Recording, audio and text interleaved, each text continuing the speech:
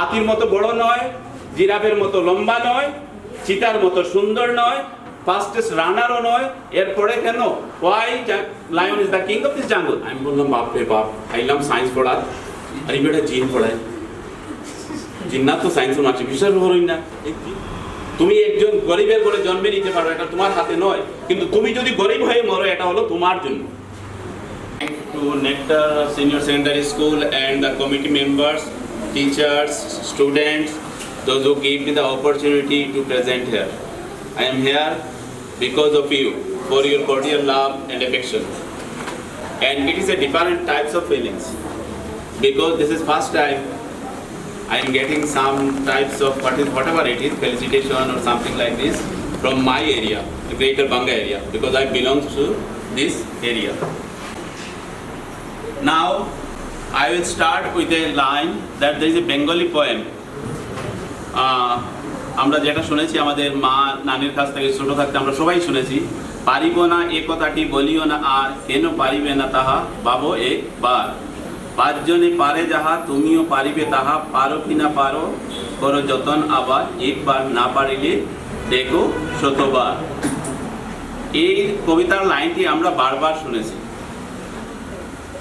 আর আমরা আজকে যেখানে বসে আছি সেই মাটিতেই বসে আছি, যেই মাটি থেকে গুরুসদয় দত্ত চৌধুরী, নাম শুনতে পেরেছো, ভারতের প্রথম ICS টপার। উনি গ্রেটার করিমগঞ্জ মহকুমার ছেলে ছিলেন। ব্রিটিশ পিরিয়ডে প্রথম যে ICS, তখন বর্তমানে যেটাকে IS বলা হয় সেটাকে ব্রিটিশ পিরিয়ডে ICS, ইন্ডিয়ান সিভিল সার্ভিস বলা হতো। সেই ইন্ডিয়ান সিভিল সার্ভিসের প্রথম টপার যিনি কোয়ালিফাই করেছিলেন তিনি ছিলেন সুরেন্দ্রনাথ বন্দ্যোপাধ্যায়, এবং প্রথম টপার যে হয়েছিলেন উনি ছিলেন Gurusaday Dutta, and he was from our area, greater Karimganj মহকুমা। তোমরা যে মাটিতে বসে আছো সেই মাটিতে জন্ম নিয়েছিলেন কে? সৈয়দ মোস্তফা আলী। সৈয়দ মোস্তফা আলী কে ছিলেন? সেই বাঙ্গা মাটিতে জন্ম হয়েছিল। তোমরা জানো কিনা? নাম শুনেছো সৈয়দ মোস্তফা আলীর নাম? সৈয়দ মোস্তফা আলীর নাম শুনেছো? উনি কে ছিলেন? বাংলা সাহিত্যিক। রবীন্দ্রনাথ ঠাকুর নাম শুনেছো? আমাদের জাতীয় সঙ্গীতের প্রণেতা। ওনার প্রথম মুসলিম স্টুডেন্ট ছিলেন সৈয়দ মোস্তফা আলী। 14টা ভাষাতে উনি একদম পারফেক্ট ছিলেন। 14টা ভাষা বলতে পারতেন, ইংলিশ, হিন্দি, সংস্কৃত, তারপরে জার্মানি, ফ্রেঞ্চ, প্রত্যেক আর আরবি, অনেক ভাষা জানতেন। অলমোস্ট 14 ভাষাতে উনি একদম ইয়েছেন, এক্সপার্ট ছিলেন। তোমরা এই মাটিতে বসে আছো যেখানে অচ্যুতচরণ রঞ্জন চৌধুরী জন্মে নিয়েছিলেন, এই করিমগঞ্জের মাটিতে। তোমরা এই মাটিতে অনেক বড় বড় মহাপুরুষেরা জন্মেছেন, সেটা তোমাদেরকে জানতে হবে। আর যখন তোমরা জানবে যে এখান থেকেও অনেক বড় বড় মানুষ, আজকে নয়, আজকে থেকে 100 বছর আগে, আজ থেকে 80 বছর আগে, আজ থেকে 70 বছর আগে অনেক বড় বড় মানুষ জন্ম নিয়েছে এই মাটি থেকে, আর ওরা সমস্ত বিশ্বকে জয় করেছে।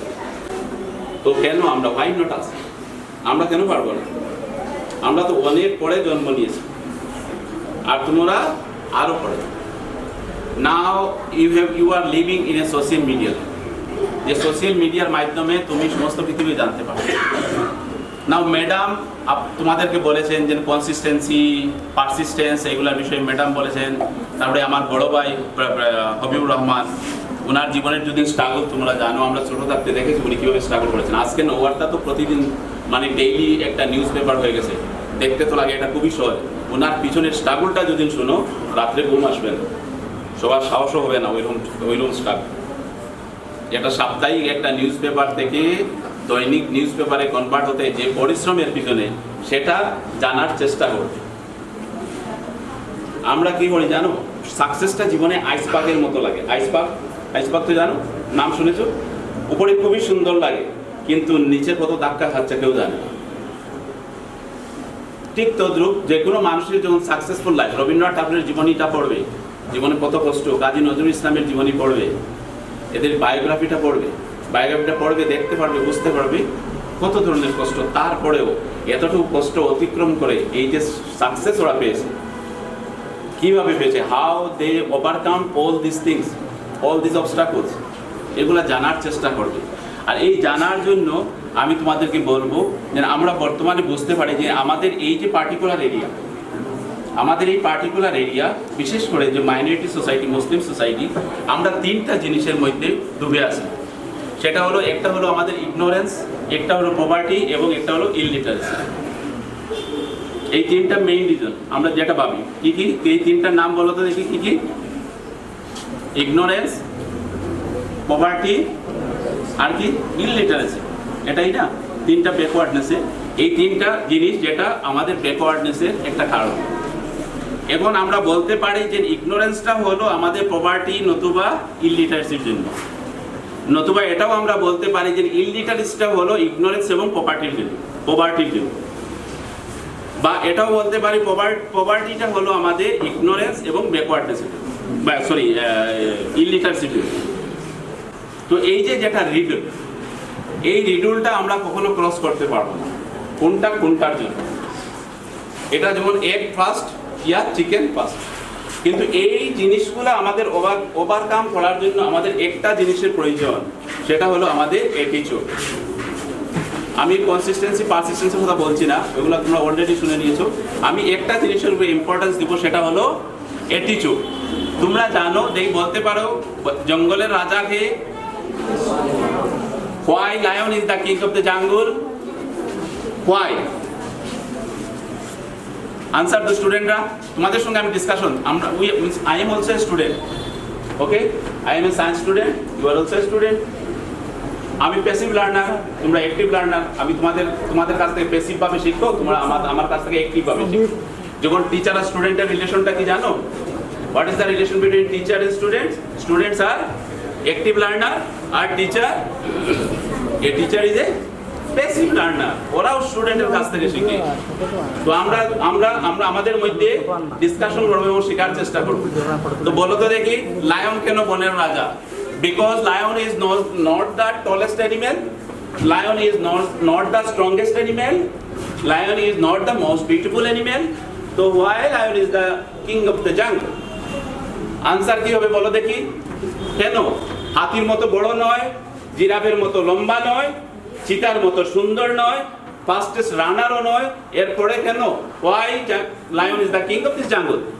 কারণ he has this attitude. He has this attitude, yes, I am the king of the jungle. এই attitude যখন হবে, you can conquer the world. No one can stop you. I can do it. I can do it. উনি বিবেকানন্দের একটা quotation বলেছিলেন, সেটা শুনেছো বোধহয়, ম্যাডাম বলে গিয়েছিলেন। কি বলেছিলেন তোমাদেরকে? ম্যাডাম একটা জাস্ট কোটেশন বলেছিলেন, হ্যাভ ফেথ ইন yourself. উনি অন্যভাবে বলেছেন, have faith in yourself. You have everything with you. Be conscious and just bring it out. তোমার ভিতরে সবকিছু আছে, লুকিয়ে আছে। এই গুপ্ত, এই সুপ্ত শক্তিকে তুমি জাগ্রত করো। ইউ নিড এন আত্মশক্তি, যেটা বিবেকানন্দের ভাষায় আত্মশক্তি, যেটা তরোয়াল কাটতে পারে না, অগ্নি দগ্ধ করতে পারে না, সেই আত্মশক্তি। এই আত্মশক্তির প্রয়োজন তোমাদের, এই অ্যাটিটিউডের প্রয়োজন। তখন তুমি জঙ্গলের রাজাও হতে পারবে, আর তুমি দেশের রাজাও হতে পারবে। এই অ্যাটিটিউডটা যখন নিয়ে আসতে পারবে, আই ক্যান ডু ইট। তোমরা জানো, এই যে মাটিতে জন্ম নিয়েছো, উনি বলেছেন অলমোস্ট 500 ডক্টরস আছে। আমাদের ডক্টর আছে, ইঞ্জিনিয়ার আছে, সবকিছু আছে। তারপরেও আমরা কেন আমাদেরকে ছোট ভাবি? শুধু আমাদের প্রবলেমটা কি হলো, আমরা নিজেরা নিজেদেরকে ছোট ভাবি। আমি পারবো না, আমার এই প্রবলেম, আমার সেই প্রবলেম, আমার এর জন্য এটা হবে না, এর জন্য ওটা হবে না। ব্লেম গেম, যেটাকে ব্লেম গেম বলে, সেই ব্লেম গেম কোনোদিন পড়বে না। এই ব্লেমে যারা পড়ে, তারা জীবনে কোনোদিন কঙ্কাল করতে পারে না। তোমার ডিউটি, নেপোলিয়ন বলেছিলেন, there is no word tomorrow in my dictionary. Tomorrow বলে কোনো শব্দ আমার ডিকশনারিতে নেই। নেপোলিয়নের একটা সেন্টেন্স আছে, যেটা করবে আজকেই করবে।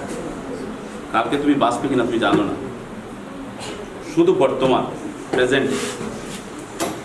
আর যদি 10 জনে পারে যা, তুমিও পারিবে তা। আর এই অ্যাটিটিউড থাকার জন্য আমি হিস্ট্রির কিছু অর্থ দিচ্ছি। চেঙ্গিস খান কখন কিং হয়েছিলেন? when he was 52 years old. পৃথিবীর টপ 5 জন রাজার মধ্যে একজন আছেন চেঙ্গিস। তুমি জীবনে কোথা থেকে শুরু করেছো সেটা নয়, জীবনের যে কোনো জায়গা থেকে শুরু করো, এটা ম্যাটার নয়। তুমি কিভাবে এন্ড করলে, তুমি কোন পরিবারে জন্মে নিয়েছো সেটা তোমার হাতে নয়, কিন্তু কিভাবে তুমি মৃত্যুবরণ করেছো সেটা তোমার হাতে। তুমি একজন গরিবের ঘরে জন্মে নিতে পারো, এটা তোমার হাতে নয়, কিন্তু তুমি যদি গরিব হয়ে মরো এটা হলো তোমার জন্য, এটা তোমার কর্মের জন্য। সেই জিনিসটা চিন্তা করতে হবে। তুমি স্কুল থেকে পড়েছো। আমি যখন প্রথম করিমগঞ্জ কলেজে পড়ে মানে অ্যাডমিশন নেই, সায়েন্সেতে অ্যাডমিশন নেই, আমার স্যার আমরা একটা কমন প্রোগ্রামে ছিলাম গত বছর কালীগঞ্জে। তো আমি স্যারকে বলেছিলাম, স্যার আপনি যেদিন প্রথম দিন এসে আমাকে স্কুলে পড়িয়েছিলেন জিন, আমি বললাম বাপ রে বাপ, আইলাম সায়েন্স পড়ার আর এই বেটা জিন পড়ায়, জিন্নাত তো সায়েন্স আছে, বিশ্বাস করুন না এই জিন পড়ায় বলে। বিকজ আমার তখন পর্যন্ত হাই স্কুল আমার যে টিচার আসতো আমার মাস্টার ইকসার আলী, উনি পিওর সায়েন্সের ছিলেন, বায়োসায়েন্সের কোনো টিচার ছিলেন না। তো আমার বায়োসায়েন্সে তো ক্লিয়ার ছিল না, উনি পিওর উনি আমাদের ম্যাথ আর বাকি সাবজেক্টগুলো পড়াতেন, কিন্তু বায়োলজির কোনো টিচার ছিল না, জিন্স কনসেপ্ট আমার ক্লিয়ার ছিল না। আর now I am a teacher of genetics. যে বাচ্চা কলেজে ঢোকার পরে চিন্তা করেছিল মানে জিন্নাত, জিন আমি মনে করি জিন্নাত, আর ও ছেলে আজকে জেনেটিক্সের টিচার। তো জীবন শুরু আমি তোমাদেরকে বলি, জীবন কোথা থেকে শুরু করছো সেটা ম্যাটার নয়, তুমি কিভাবে শেষ করছো, এটা হলো ব্যাপার। আর এই জন্য এই যে চেঙ্গিস খানের একটা এক্সাম্পল দিলাম, তারপরে আমি বলতে চাই গোল্ডেন এজ অফ ইসলাম। যদি তোমরা এই একটা ভিডিও বা বুক পাওয়া যায়, অনেকটা বুক আছে আমার কাছে, I have more than 10-12 books on this topic, golden age of Islam. এই গোল্ডেন এজ অফ ইসলামের যদি পড়ো 7th century to up to 12th century পর্যন্ত, 7 to 12th century, যখন এই অ্যাটিটিউডটা ছিল মুসলিম কমিউনিটির মধ্যে, তখন ওরা কি করেছিল, প্রথম ইউনিভার্সিটি কে বানিয়েছিল, যেমন আপনি তোমরা জানতেই পারো আল আজহার ইউনিভার্সিটি বা এই আল কারউইনি ইন মরক্কো 859 মডার্ন ইউনিভার্সিটি। আমাদের তক্ষশিলা এবং এই যে ইউনিভার্সিটিগুলো ছিল সেটা ছিল মানে মড টাইপের ইউনিভার্সিটি, ওগুলো ইউনিভার্সিটি ছিল, কিন্তু মডার্ন টাইপের ইউনিভার্সিটি মরক্কোতে প্রথম হয়েছে। এইরকম অনেক সাকসেস, আমরা কম্পাস এই ধরনের অনেক সাকসেস দেবে, বিজ্ঞানের অনেকগুলো সাকসেস। যখন ইউরোপে সার্জারির জন্য ফাঁসি দেওয়া হতো, মানুষ যদি সার্জারি করতো তাহলে ওর পানিশমেন্ট ছিল, ইউরোপের কথা বলছি, ওয়েস্টার্ন ওয়ার্ল্ডের কথা বলছি, তখন ফাঁসি দেওয়া হতো, তখন ইবনে সিনা, যাকে বায়োলজির ভাষাতে কি বলে এবেসিনা সার্জারির ফর্মুলাগুলো দিচ্ছে, মানুষকে সার্জারি করছে, 10th century কথা বলছে। ফার্স্ট টক্সিকোলজিক্যাল বুক কে লিখেছিল, যে বর্তমানে যে ডাটা সায়েন্স, তোমরা যে ডাটা সায়েন্স এগুলো কোয়ারজিমি যার একটা বইয়ের নামে এলজেব্রা বইটা হয়েছে, এই এলজেব্রা সাবজেক্টটার নাম এসেছে ওনার একটা বইয়ের নাম থেকে। এই কোয়ারজিমিকে বলা হয় grandfather of data science, computer science. শুধু এলজেব্রা সম্পূর্ণ যেগুলো বেসিক সায়েন্স ওনার লেখা, ওনাকে গ্র্যান্ডফাদার বলা হয় ডাটা সায়েন্স। তো আর বর্তমানে আমাদের যে অ্যাটিটিউড, এই অ্যাটিটিউডের জন্য বর্তমানে কি অবস্থা ভারতের, আমরা প্রত্যেক বছর দেখতে পাচ্ছি। প্রথম তো উনি আমার বড় ভাই বলেছেন যে মানবতা একটা জিনিস তো বর্তমানে কোথায় হারিয়ে গেছে, অনেক উপর ভাই যায়, we don't know. Any education without humanity is nothing, just a junk for me. পৃথিবীতে যত বড় হয়ে যাও, যদি হিউম্যানিটি না থাকে, যত বড় ন্যাশনালিস্ট হয়ে যাও, যদি ওই ন্যাশনালিজমের মধ্যে যদি হিউম্যানিটি না থাকে, সেটা ন্যাশনালিজম নয়। রবীন্দ্রনাথ ঠাকুরের একটা ন্যাশনালিজম একটা বই আছে, ছোট্ট বই, অ্যামাজনে পাবে, ওটা পড়বে, হোয়াট ইজ ন্যাশনালিজম। তোমার কনসেপ্ট ক্লিয়ার হয়ে যাবে রবীন্দ্রনাথ ঠাকুরের লেখা ন্যাশনালিজম। ইংলিশেও পাওয়া যায়, কারণ বর্তমানে ছেলেরা বাংলাতে অনেক কিছু বুঝতে পারে না, ইংলিশ মিডিয়ামে পাওয়া যায় এরা ট্রান্সলেশন। ন্যাশনালিজম বইটার নামই ডাকবে ন্যাশনালিজম, রবীন্দ্রনাথ ঠাকুর। ওই বইটা পড়বে, তখন বুঝে নেবে উইদাউট হিউম্যানিটি ন্যাশনালিজমের মতলবটা।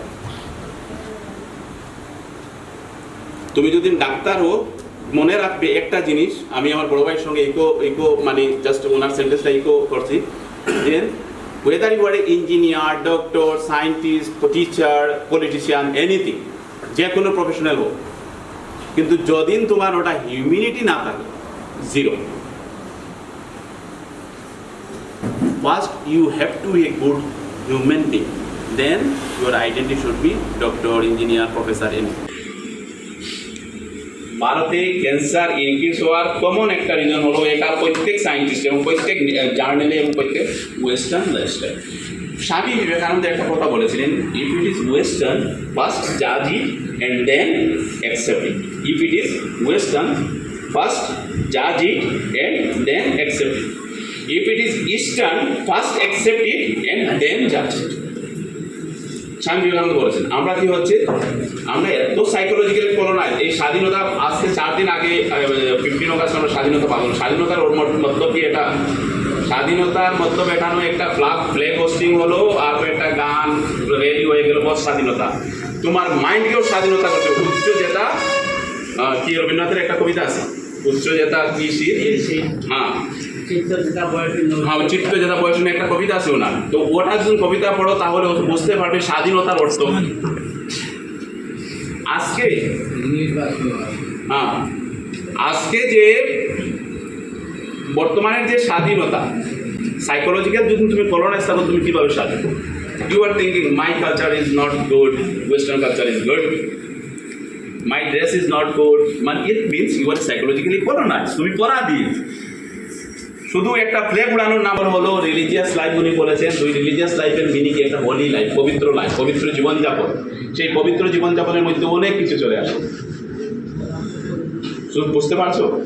বর্তমানে সাপোজ এগুলা তোমরা মোটামুটি বড় হয়ে গেছো, ইনডাইরেক্টলি বলছি, যেমন একটা পর্ন কালচার শুরু হয়েছে। This is not good. এটাতে কি হয়, অনেক মেয়েদের পিউবার্টি বা অনেক মেয়েদের ক্যান্সার বাড়ে বা ছেলেদেরও ক্যান্সার বাড়ে হরমোন রিলেটেড। ব্যবস্থা ছিল তাড়াতাড়ি রাত্রে ঘুমানো, ঘুরে ঘুরে উঠে হিন্দুরা প্রার্থনা করতো, পূজা করতো, মুসলমানরা নামাজ করতো। এই লাইফস্টাইলটা রাত্রের ঘুমের অল্টারনেটিভ হয় না, এটা জেনে রাখো। তুমি দিনে যদি 12 ঘন্টা ঘুমাও, রাত্রে 2 ঘন্টা ঘুমাও, সেই 12 ঘন্টাও 2 ঘন্টা সমান রাত্রের ঘুমের অল্টারনেটিভ হয়। আমার স্টুডেন্ট লাইফের আমার অভ্যাস ছিল আমি রাত্রে এসার পরেই বা 9টা, সাপোজ 9টা মানো কমন, ইন এভারেজ 9টার সময় আমি ঘুমিয়ে যেতাম, রাত্রে 3টার সময় উঠতাম, মোটামুটি একটা হাত নামাজ পড়ে আবার কন্টিনিউয়াসলি কলেজ পর্যন্ত, কলেজের টাইম পর্যন্ত পড়াশোনা রাত্রে 3টা। আর এটা up to the net exam পর্যন্ত আমার ছিল, তখন নেট যারে পড়েছে। ওই ধরনের যে আমাদের একটা ট্র্যাডিশনাল লাইফস্টাইল, ওইগুলা ফলো যদি করতে পারো। বর্তমানে ক্যান্সারের এমন অবস্থা, ঘরে ঘরে ঘরে ক্যান্সার। কিছু ক্যান্সার ছিল আমাদের সমাজে ছিল না, এটা শুধু আমাদের লাইফস্টাইলের জন্য। যেমন প্রস্টেট ক্যান্সার ইন্ডিয়াতে খুবই কম হতো, বর্তমানে কন্টিনিউয়াসলি ইনক্রিজ হচ্ছে। আর means you can imagine from Kanpur to Punjab prostate ক্যান্সারের কাজ যেটা ইউনিভার্স। ভারতের টপ সিটিজ যেগুলাতে ক্যান্সার পাওয়া যায় তার মধ্যে হলো আমাদের বরাকর। টপ ক্যান্সার ইনসিডেন্সের রিজন যেগুলো, এর মধ্যে একটা রিজন হলো আমাদের বরাকর। নিজে ইমাজিন করতে পারেন রিজন কি কি। হঠাৎ করে যে কোনো জিনিস দেখলাম আর অ্যাকসেপ্ট করে দিলাম, this is not a correct way, it's not the correct way. First জাজ করো whether it is good for me or not. Western culture যদি শেখার ইচ্ছা হয় তাহলে ওটা শিখো, পড়াশোনা করো। তুমি new York city, London city, যে কোনো ওয়েস্টার্ন সিটিতে যদি যাও, মেট্রোতে চড়ো, বাসে চড়ো, তখন দেখতে পারো প্রত্যেকের হাতে একটা বই থাকে, প্রত্যেকের হাতে একটা বই পড়ো, সেটা গুড কোয়ালিটি। ওরা রাত্রে 9টার সময় সমস্ত করে বিল্ডিং, আমি লস এঞ্জেলসে দীর্ঘ 4 বছর, এত বড় সিটি, যাদের কাজ নেই বা ক্লাবে কাজ করে না সবার হাতে পড়ে লাইট অফ। ডিনার শেষ 7টার সময়, 9টার সময় ঘুমিয়ে পড়ে। সেই কালচারটা শিখো, this is good culture, it's a good thing. আমরা কি শিখি জানো? আমি নিজে দেখেছি, ওই আমেরিকাতে যাওয়ার পরে আমাদের ইন্ডিয়ান এই সাবকন্টিনেন্টের মানুষরা একটা কালো চশমা পরা শিখে, হাফ প্যান্ট পরা শিখে, ছোট মোজা আর একটা জুতা। 3 বছর, 4 বছর, 5 বছর পরে যদি জিজ্ঞাসা করো তোমার কি কন্ট্রিবিউশন একটা পেপার পাবলিশ করতে পারো, তারপরে না আমেরিকাতে না ইন্ডিয়াতে জব পায়। যে কোনো জিনিস যখন পড়বে তোমার হাতে 2টা জিনিস থাকে, this is good, this is bad. তুমি কোনটা অ্যাকসেপ্ট করবে এটা তোমার উপরে ডিপেন্ড। এটা তোমার টিচারও বলতে পারবে না, তোমার প্যারেন্টসও বলতে পারবে না, তোমার মাইন্ডে এটা you have to decide it whether it is good for me or bad for me. Or immediately তুমি ওটা যদি ডিসাইড করতে পারো আর যদি কারেক্ট তোমার ডিসিশনটা হয় তাহলে জীবনে অনেক যেতে পারবে, অনেক আগে যেতে পারবে, তোমাদেরকে কেউ আটকাতে পারবে না। যদি তোমরা, আর আমি কিছু তোমাদের বলে যাচ্ছি, যেমন আশুতোষ মুখার্জির জীবনীটা সবাই পড়বে, ইংলিশ হিন্দি যে কোনো ভাষায়। আশুতোষ মুখার্জির জীবনীটা, এপিজে আব্দুল কালামের বায়োগ্রাফিটা, ওই ধরনের কিছু বায়োগ্রাফি আছে, ডোন্ট মিস ইট। জীবনে যদি কিছু বড় হতে পারো। আশুতোষ মুখার্জি, আর যদি না পড়ো এই দুইটা বায়োগ্রাফি পড়বে, এপিজে আব্দুল কালাম এন্ড আশুতোষ মুখার্জি। আর যদি পড়ার আরো ইচ্ছা হয় তাহলে আরো অনেক কিছু আছে, অনেক কিছু পড়তে পারো, পড়ার তো শেষ নেই। তো তোমাদের মনে অনেক সময় আমি নষ্ট করে দিচ্ছি, হ্যাঁ খুব পড়তে হবে, বই পড়তে হবে, বেশি বেশি বই পড়তে হবে, তোমাদেরকে বড় হতে হবে, তোমাদেরকে মানে আমি চাই এই এত অঞ্চল থেকে বড় বড় সায়েন্টিস্ট রিসার্চের দিক দিয়ে অন্যান্য কান্ট্রির চেয়ে অনেক পিছনে আসি। আমরা চাই একদিন এই ভারতবর্ষের এই তোমাদের জেনারেশনটা বড় হবে, বড় বড় সায়েন্টিস্ট হবে, এপিজে আব্দুল কালামের মতো সায়েন্টিস্ট হবে, যারা এই ভারতকে আমাদের এই জেসি বোস নাম শুনেছো, জগদীশ চন্দ্র বোস, হ্যাঁ জগদীশ চন্দ্র বোস বা ওই ধরনের অনেক সায়েন্টিস্ট আছে যারা পৃথিবীকে আমাদের ভারতীয় সায়েন্টিস্টরা, এই দেশেই প্রথম শূন্যের আবিষ্কার হয়েছে এই দেশে। আমরা আবার চাই সিভি রমনের মতো একজন মানুষ জন্মা যে ভারতের নোবেল প্রাইজ নিয়ে আসে। সিভি রমনের পরে কেউ 1928 এর পর থেকে আজ পর্যন্ত আমরা কেউ নোবেল প্রাইজ পাই, এটা একটা আফসোস। হয়তো তোমাদের মধ্যে কেউ লুকিয়ে আছে, এপিজে আব্দুল কালাম, সিভি রমন, এরকম অনেক কিছু, বিবেকানন্দ, কে জানে, কাউকে কেউ একে মৌলানা আবুল কালাম আজাদ হয়ে গেলে তাদের সুভাষচন্দ্র বস হবে। কিন্তু এর জন্য তোমাদেরকে হার্ড ওয়ার্ক করতে হবে, and your life should be honest. পৃথিবীতে অনেস্টি রাখবে, অসৎ মানুষ কখনো উপরে উঠতে পারে সেটা মনে রাখবে। ইউ ক্যান অ্যাচিভ সামথিং যদি if you are not honest. পৃথিবীর যাহা কিছু বড় কিছুই হবে, সততাই কিন্তু সাফল্যের চাবিকাঠি, এটা মনে রাখবে। হয়তো তোমার ব্যাংক ব্যালেন্স না হতে পারে, বড় একটা গড় না হতে পারে, কিন্তু সাফল্যের জন্য সততাই, সৎ হতে হবে। আর সৎ কিভাবে হবে? টিচারের প্রতি সৎ হতে হবে, মা বাবার প্রতি সৎ হতে হবে। সততা কিভাবে? মা বাবাকে তুমি বলছো আমি 8 ঘন্টা পড়াশোনা করি, তুমি এখানে 8 ঘন্টা বসে রিল দেখছো, রিল অনেস্টি? মা বাবাকে বলো, ওয়াশিংটন আমেরিকার প্রথম রাষ্ট্রপতি নাম তো শুনেছো, ওনার এক সততার জন্য উনি একদিন আমেরিকার রাষ্ট্রপতি হয়েছিলেন। একটা গাছ কাটার গল্প তোমরা জানি না, তোমাদের জেনারেশন, আমাদের সময় বইতে ছিল ক্লাস 2-তে। একটা ওই আব্দুল কাদের জিলানির একটা স্টোরি এপিজে আব্দুল কালাম খুব শোনাতেন ওনার সততার জন্য। ওনার মা ওনাকে টাকা দিয়েছিলেন আর বলেছিলেন, উনি শিখেছিলেন বাচ্চাকে কখনো মিথ্যা কথা বলবে না। যখন উনি বললেন যে আমি বাগদাদে যাবো পড়াশোনা করার জন্য, তখন ওটা শিক্ষার কেন্দ্র ছিল মুসলিম ওয়ার্ল্ডে, বুঝছো? তখন সেলজুক কিংডম চলছিল, সেলজুক খেলাফত যেটাকে বলা হয়। সেলজুক খেলাফতের সময় উনি বাগদাদ আসবেন পড়াশোনা করার জন্য, রাস্তাতে ওনাকে ডাকাতরা কি করলো, ওনাকে অ্যাটাক করলো। সব কিছু খুঁজে পয়সা পায়, বললো তোমার কাছে তোমার কাছে কোনো কিছু নেই? উনি বললেন না, আমার কাছে টাকা আছে, আশরাফি আছে। ওটাকে আশরাফি বল, আশরাফি আছে। উনি বললেন কি রব, কোথায় তোমার আশরাফি? উনি বললেন আমার মা এখানে কোটের ভিতরগুলো, ঠান্ডা এরিয়া, কোটের ভিতরগুলো সেলাই করে দিয়েছে। দেখার পরে যে 3 জন ডাকাত ছিল ওনার কাছে, বললো এত সৎ, এবং ওই ওনার সততা দেখে ওরা কি করলো, ওই দিন থেকে ডাকাতি ছেড়ে দিল। এটা আমি শর্টকাট বলছি তোমাদেরকে। এইরকম স্টোরি যদি শোনো, অনেক স্টোরি সততার জন্য দেখতে পাবে, অনেকগুলো। আর অসৎ মানুষরা একদম সাকসেসের একদম, আমি একটা এক্সাম্পল বলি, তোমরা ফেরাউনের নাম শুনেছো?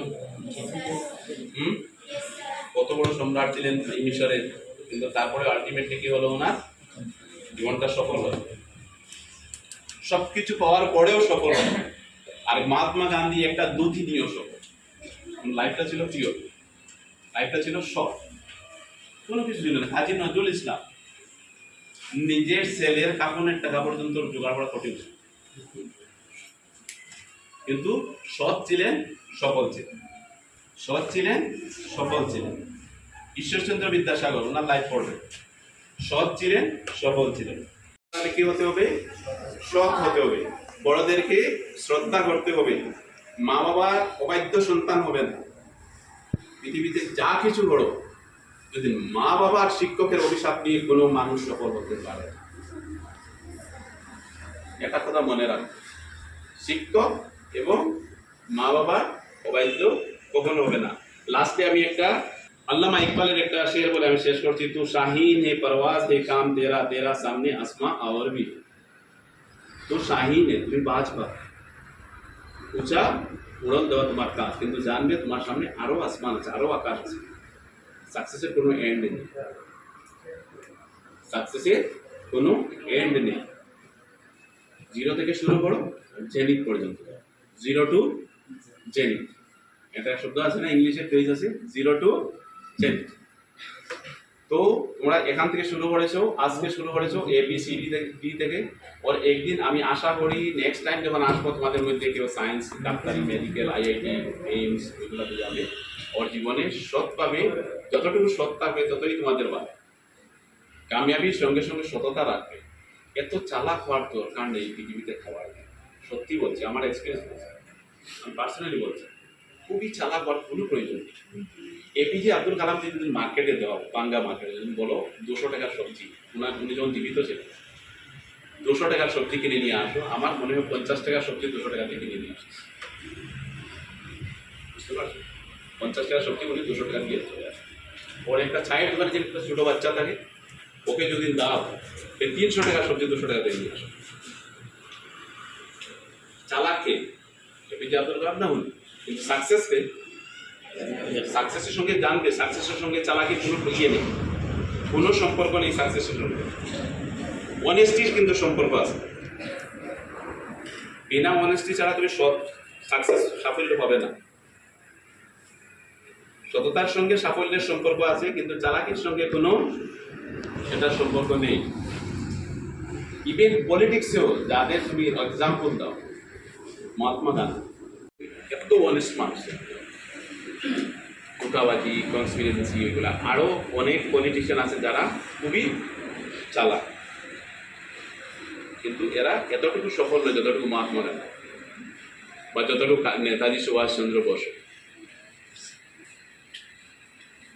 এদের মধ্যে যে মানবতা, এগুলা যদি দেখতে পারো, আর আমিও চাই তোমরা বাসো, you should live for humanity, you should live for humanity. এখানে না হিন্দু, না মুসলিম, না বাঙালি, না আসামি, না হিন্দি, না উর্দু, সব নেই। You should live for humanity.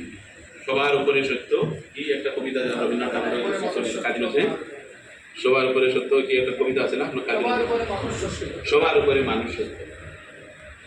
এই মনোভাব নিয়ে তোমাদের কাছ থেকে বিদায় নিলাম, আর আশা করি তোমাদের জীবনে সাকসেস হোক। Wish you best, good luck, thank you very much.